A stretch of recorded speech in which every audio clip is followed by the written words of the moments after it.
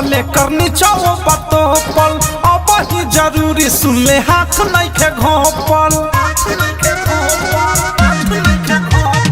ऊपर बातो पले करनी चाहो बातो पल अब ही जरूरी सुन ले हाथ नहीं के घोपल कवनो कहे होने कवनो कहे हे ने बा कवनो कहे होने कवनो कहे ने बा तो लोकेशन चालू कहर एकर ढोरी के नेबा तो लोकेशन चालू कहर एकर ढोरी के नेबा तो लोकेशन चालू कहर एकर ढोरी के नेबा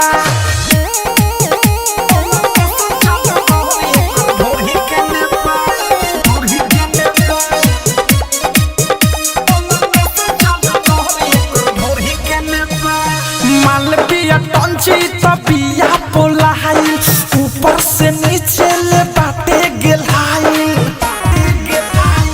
मालविया टंची तबिया पोलाई ऊपर से नीचे ले बाटे गेलाई लागताटे महालई पियो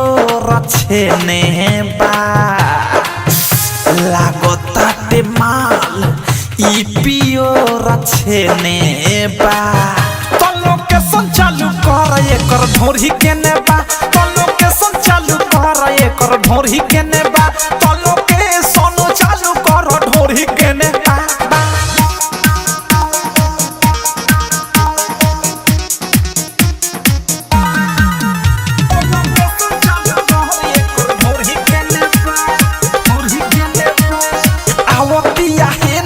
साध सनिसाना लहंगा में बाटे एकरा कोचबे खजाना